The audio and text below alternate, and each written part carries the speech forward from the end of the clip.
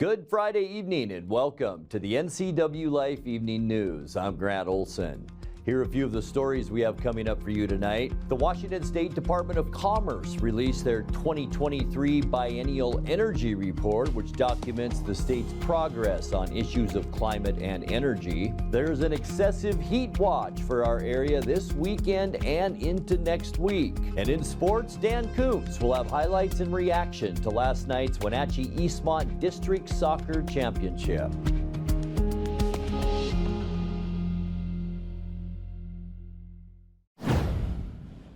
Douglas County prosecutors have amended the charges against two suspects involved in last month's fatal shooting of Elias Mora Ontiveros. Alleged gunman, 31-year-old Eric Farias Reyes, is still charged with one count of second-degree murder and second-degree unlawful possession of a firearm. According to court documents, Douglas County prosecutors said current evidence does not support a separate initial charge of second-degree attempted murder against the woman with Ontiveros at the time of the shooting, and has instead charged Farias with second-degree assault.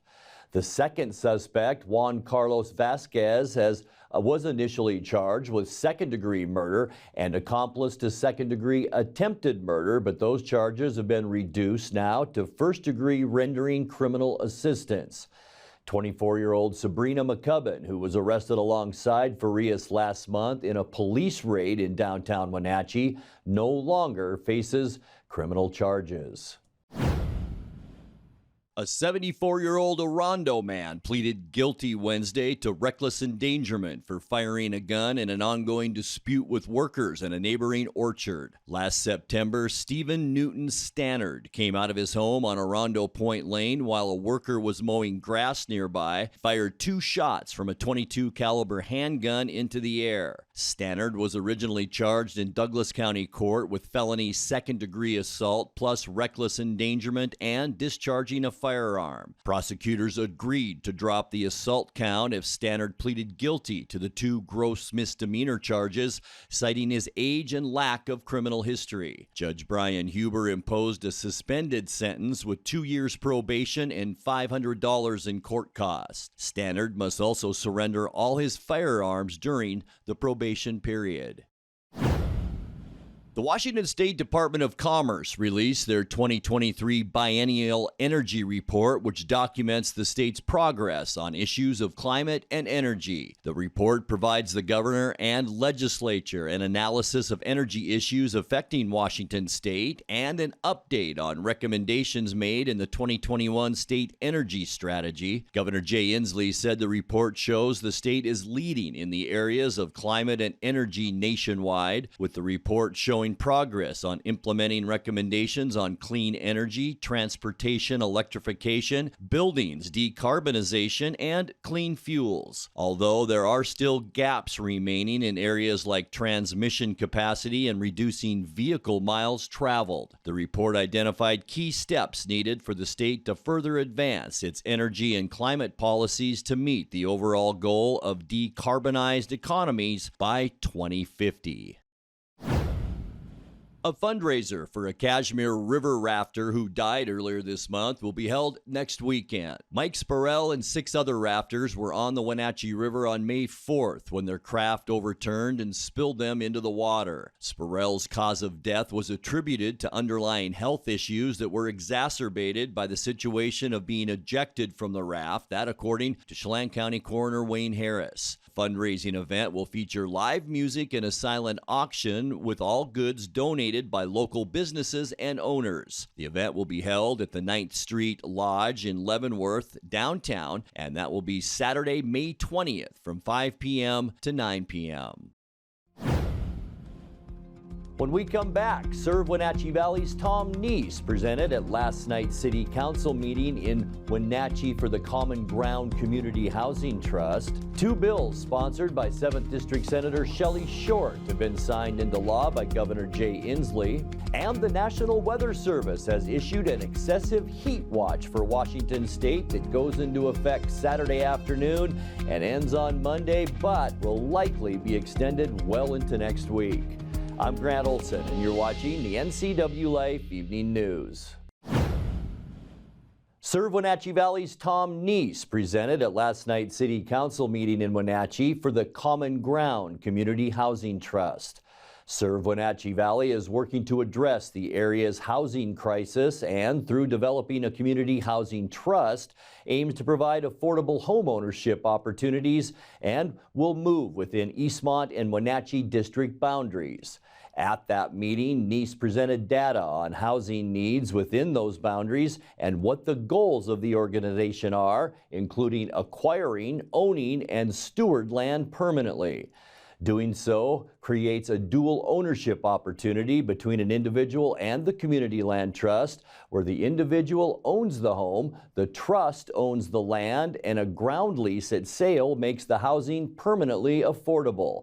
Neese answered how community members can meet the criteria for acceptance to one of these homes and the ability to earn equity. These homes that we're building right now are going to have the window of 65 to 80% of area median income. That's the window that we're looking at. So that's number one criteria, is that your household income needs to be verified and documented at between 65 and 80% of our area median income.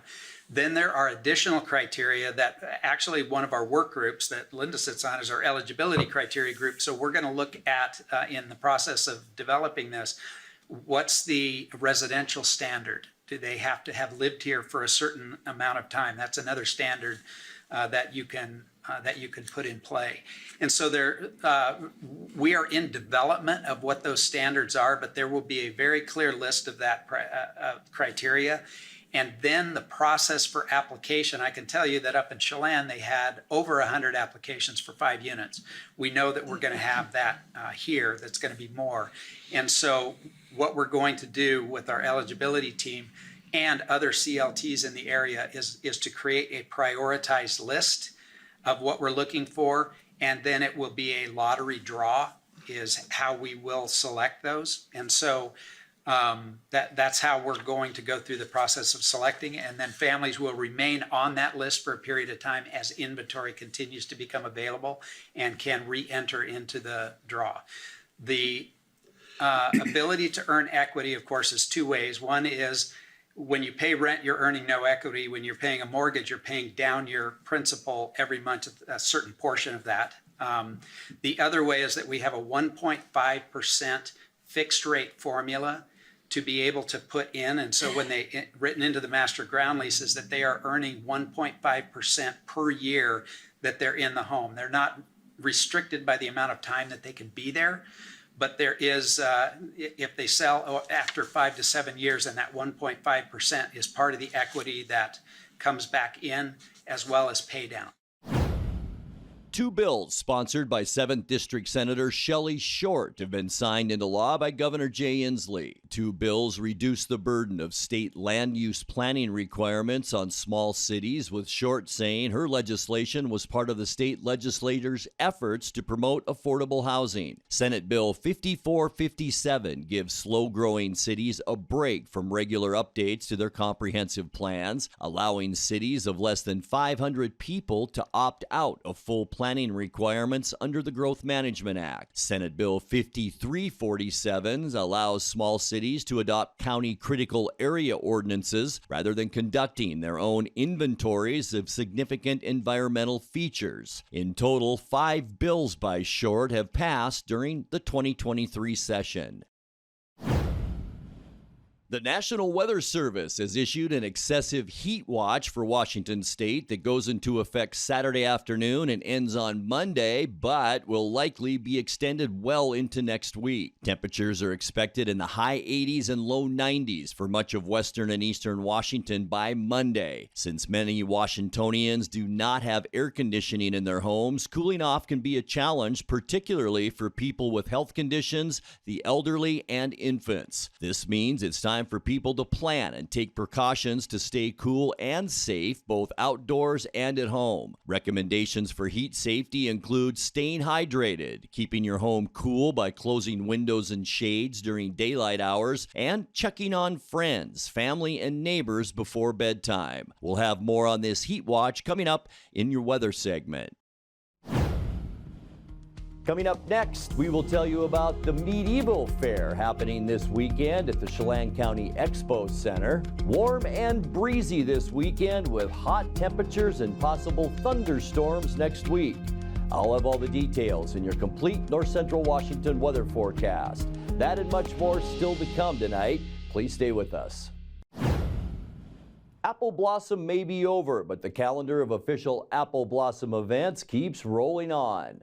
One such event this weekend is the 14th annual Two Rivers Medieval Faire, starting at 10 a.m. Saturday and Sunday at the Chelan County Expo Center, where lords and ladies escort visitors back to the days of yore. In tonight's feature story, NCWLIFE News spoke with the festival organizers about what to expect. My name is Carl Knowles. I am the volunteer coordinator for the Two Rivers Medieval Faire, and I coordinate volunteers. We started in 2007 at Wenatchee Valley College, and then when they said we couldn't have horses on the soccer field, we said, okay, we'll find somewhere else then. So in 2017 was our first year here, and we've been able to have the Seattle Knights come and do jousting in our big, beautiful arena area. When we were at Wenatchee Valley College, it was the Medieval Mayhem Club, and that was Carrie Erickson, who is the owner of Wenatchee School of Karate. And she was the faculty advisor for the club, and I was there the first year that we did everything. So I've been with the fair almost every year, except for I missed a year for school, and I missed a year or two because I moved to Florida and worked for Disney World. You can expect everything from people dressed as pirates and fairies to people wandering around in full, almost fur character outfits. We have some people that show up dressed in full fox, or I think last year we had someone dressed as a frog with an axe. We have everybody from peasant level garb all the way up to this year we have, for the first time, a visiting royal court of, if I remember correctly, Her Majesty Mary, Queen of Scots, and her retinue are going to be here. So they will be participating in the joust by cheering on their specific team, most likely Scotland. Basically, if you hear someone yell, "God save the Queen," or "Make way for the Queen," might want to get out of the way. We also have a sort of performer named Wilhelm who does a Viking shield wall, which is really fun for the kids to come and interact with. Goods Company also puts on, I believe, a musket firing show demonstration. So there's a lot of stuff going on. We've got, let's see here, 40-ish vendors this year. Everything from pottery, soap, candles, leather goods, drinking horns, swords, pirate hats, pretty much anything you can think of to accessorize yourself for a weekend at the Renaissance Fair. Hopefully, with as much as we had going on last year and as much as we have this year, with more marketing, more advertising, us walking in the parade last weekend, hopefully we'll hit, a good 2,500. It'd be nice to hit 3,000, but we'll see what happens. Adults and teens 13 and up, $10. If you buy the entire weekend pass for Saturday and Sunday, it's $18. Children 6 to 12 and seniors 65 and up are at a whole $7. And then we have a weekend pass for them, which is $13. And then a family, which is 2 adults and 2 children, or more, I believe we cover, is $30. And then a weekend is $55. And if you have any kids that are under 5, they get in free. And we do kids activities all throughout the weekend. We have a dragon egg hunt that they can go around and the vendors hide dragon eggs somewhere in their booth. So it's sort of like a Where's Waldo, but medieval themed. Time now for a look at your North Central Washington weather forecast. Hope you had a great Friday. Boy, weather just beautiful out there. Temperatures way above normal today. Blue sky with just a few small cumulus clouds out there today. It made for a beautiful shot of the Wenatchee Valley. It's from our Sky-Fi tower camera up on Wenatchee Heights. And get used to a lot more blue sky over the next couple of days as we get into your Mother's Day weekend. Not bad temperature-wise. We are going to see some breezy conditions on Saturday. We don't expect gusts to 30 here in the Wenatchee area on Saturday anyway. Just breezy, but by Sunday, That will be a windy day for us here in Wenatchee. High temperatures both days, primarily in the mid-80s. So temperatures awfully nice as we head into the upcoming weekend. We got up to 81 today, and that's 10 degrees above where we should be for this time of year at 71. 98 is our record. Boy, that's hot for May 12th, and that was set back in 1993. 52 this morning, 48 is our normal low, and our record low temperature set in 1985. 32 degrees. As far as sunrise goes, just before 5:30, and sunset just before 8:30 at 8:27. All right, let's get into those Saturday temperatures now. It's going to continue to warm up. We've seen about a 3 to 4 degree temperature rise each day this week, and we're going to see that once again tomorrow, maybe even a little bit more, all the way up to 88 in Moses Lake tomorrow. 87s in Quincy and Ephrata, 86 for Ellensburg and up into Wenatchee, and we'll stay in the mid-80s up into Chelan. Omak, a hot one at 87 tomorrow. How about even Lake Wenatchee? What a great place to be tomorrow. High temperature of 80 degrees. Looking at tonight now, mostly clear skies. We are seeing a ridge up and over us, and there's that giant area of low pressure that won't make it to us. It's going to get deflected up into British Columbia, so a southwest breeze tonight with low temperatures in the mid-50s. Getting you into the Mother's Day weekend on Saturday, we mentioned just breezy conditions. Most of the windier activity will be in southeast Washington. Going to warm up with high temperatures in the mid-80s and a very unusual weather pattern right now. We are seeing a very strong flow from the east, and we're going to see winds from the east on Mother's Day. Going to be warm though, so sunshine, temperatures in the mid-80s, not a bad Mother's Day, and it's going to be warm all over central and eastern Washington on Sunday. Monday comes around, and we expect thunderstorm activity, partly cloudy skies. It's from this little area of low pressure, and you can see a wide area of thunderstorms around Washington State Monday.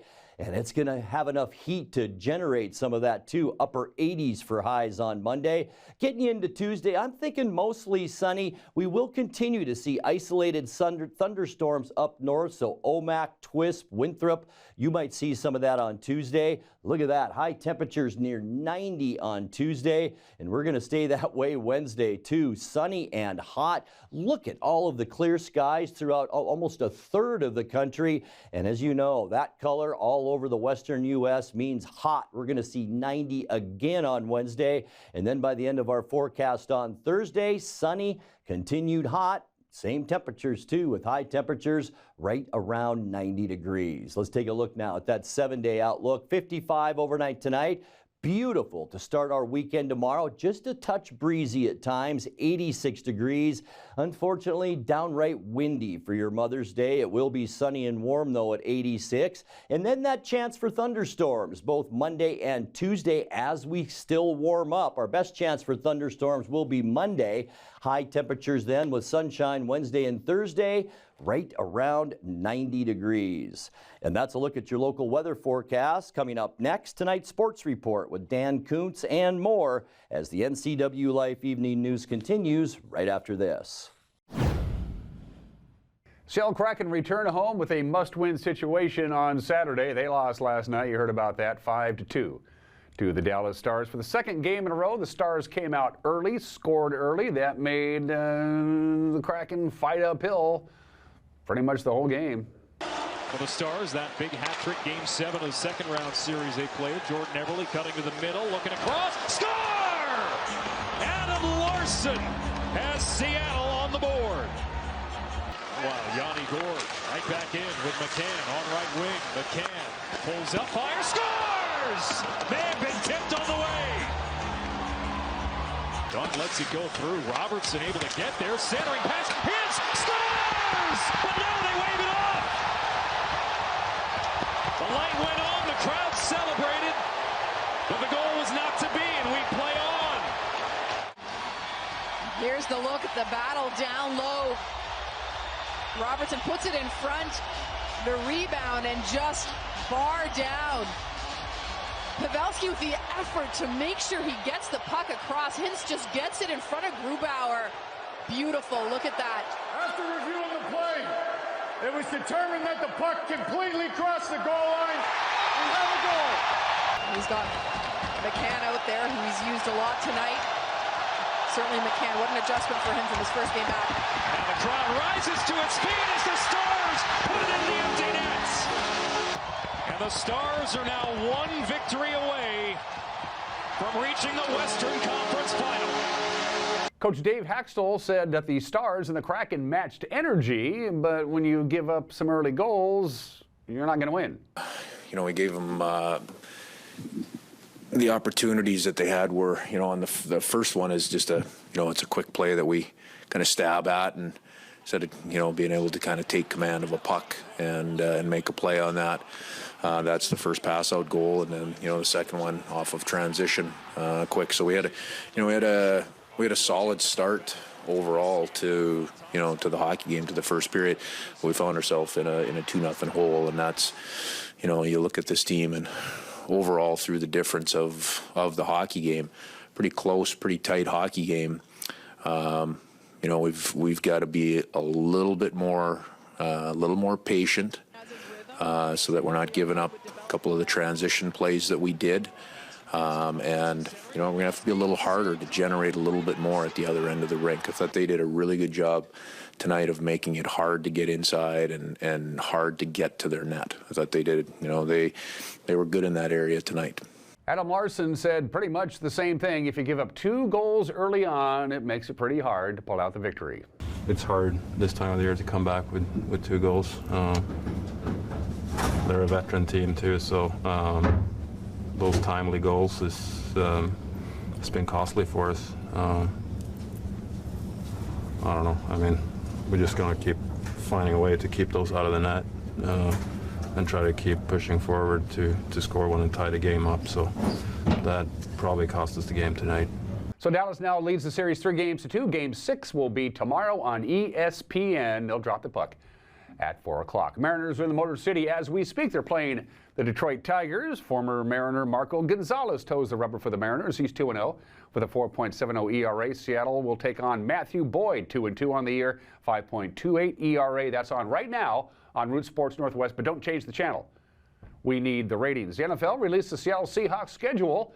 Starts out easy, gets real tough. Regular season kicks off September 9th against the Rams. Then they're going to be at Detroit, at home against Carolina. October, you got Monday Night Football at the Giants. Then it's at Cincinnati and home against Arizona.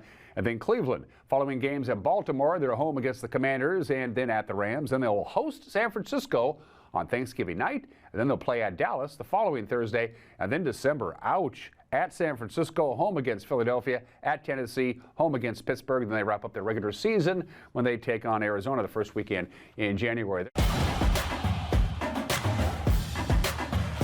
At the Wenatchee High School Athletic Department, for the 7th time in the last 9 years, the Wenatchee boys soccer team wins the District 6 championship in a game we televised last night. Johnny Vega, 2 goals. Wenatchee beats Eastmont 3-1. Sebastian Amat with the call. Collier, Reyes, back to Collier. Up the field for Vega, Vega, goal, goal! Johnny Vega for the Wenatchee Panthers. 29 minutes, 29 seconds, and Wenatchee takes the lead, Matt Wisen. Just a smooth touch in the box there, that to get that turn and to put that ball on your shooting foot without taking a second touch was just a real class move right there. Eastmont bench looking for the foul call, non-forthcoming. And there's the second try, and that should count. That should definitely count. Russell jumping up and down. There's Edgar, the shot, and a funny bounce nonetheless. A brilliant stop by Mr. Russell. There's Wenatchee down the flank. Alex Sanchez into the box, penalty. A penalty. Sanchez and Vega and Sanchez. There's the whistle, right-footed shot, and it's 2-0. Wenatchee, Johnny Vega, second personal tally. Collier. Anthony Garcia, give and go with Chani. Into the box, Garcia, Anthony Garcia. What a touch. What a touch by Anthony Garcia. It's Edgar Leon taking care of this free kick. 4 on the wall. The wall looks a little close to me, Matt Wisen. He marked it off, but okay. It does look close. Yeah. There's a shot. Oh, my goodness. Oh, what a strike. What a strike! Edgar Leon. Heel touch back to Mejia. Nicely done. Long ball. Cristian Maldonado right on the line. Right on the line. Yep, he messed up. It's an indirect free kick. 70 minutes, 50 seconds. Edgar Leon. The instructions, the shot, and it sails over the crossbar. Edgar Leon trying to make a path. Charge from behind, whistle on the play, foul called. Similar distance for his prodigious right foot. There's Leon, bounces off the wall. Sanchez, not a major worry for Russell. And the stop by Mr. Russell. And there's the whistle that says that Wenatchee are district champions after defeating Eastmont in East Wenatchee by a score of 3-1. It was definitely tough, and we knew coming into this it was going to be like this. You know, we won one, they won one, and it's just always a battle with them. So we give them a lot of respect, and they definitely earn it on the field. Great contest, very physical. They were trying to play their game. We didn't get caught like the last time we played them, or last two times where we got caught into their style. We stayed in our style of play, a real possession on the floor game, let our forwards do what forwards do, and score goals. So Eastmont, it's must win or go home. They'll take on the Davis Pirates, who beat Sunnyside yesterday in a shootout. Saturday's game, Wildcat Stadium, kicks off at 1 o'clock for one last chance at state. Leave-off to field of the Apple Bowl is going to be a real busy place tomorrow. All kinds of soccer. They get going at 3 o'clock. Tenaska takes on Brewster in the District 6 AB tournament. That's followed by Chelan and Bridgeport at 5. And then the District Championship. A very good Quincy team takes on Cascades Saturday night at 7 o'clock. The District 6 4A baseball tournament is going on as we speak. West Valley is hosting Moses Lake for the district championship. Eastmont is hosting Davis right now in a loser-out game at Dan White Field. The winner between the Wildcats and the Pirates will travel to either Moses Lake or West Valley on Saturday at 1 o'clock for a last chance at state. Cashmere and Chelan have crossover games for a shot at state. That's tomorrow at 1 o'clock. The Bulldogs will host Medical Lake. The Goats will play at Lakeside out of 9 Mile Falls. It used to be 8 Mile Falls, and they remeasured it. The winners will advance to state. The losers' season will end. Let's talk baseball. Brewster and Tenaska already know they're headed for the state 2B baseball tournament, but they'll play at Recreation Park tomorrow at noon for the district championship. Waterville-Mansfield takes on Riverside Christian for the district 6 1B title today at 4:30. They're playing in Dryden. The winner will advance to the state tournament. The loser season is over. Softball, Quincy swept Cascade in the Caribou Trail League doubleheader. No problems there, 22-2 and 14-4. The regular season Big 9 title on the line today. Moses Lake, undefeated Mavericks, undefeated Eastmont. Game 1 started at 4 o'clock. Wenatchee will host their final games of the regular season against Sunnyside at Walla Walla Point Park. Again, they got going at 4 o'clock, so it's not too late to go check it out. OMAC wraps up the regular season at the CTL play tomorrow. And the semifinals of the District 6 2B softball tournament is today with Orville visiting Okanagan, and Brewster hosts Lake Roosevelt. For all you mothers on Sunday, happy birthday. It begins filing week here all over the state, and our local auditors will tell you what it is that you need to do if you're interested in being a public servant. Thad Duvall from Douglas County, Skip Moore from Chelan County. Our local auditors on Mondays. Wake up Wenatchee Valley. And that will do it for our newscast tonight. For more on these stories and other news from around North Central Washington, you can find us on Facebook or our website at NCWLIFE.com. And remember, if you see news happening, we'd like to hear from you. You can send us an email at news@ncwlife.com or give us a call at 888-6295. I'm Grant Olson. Thanks so much for being with us. Happy Mother's Day to all you moms out there, and have a great weekend.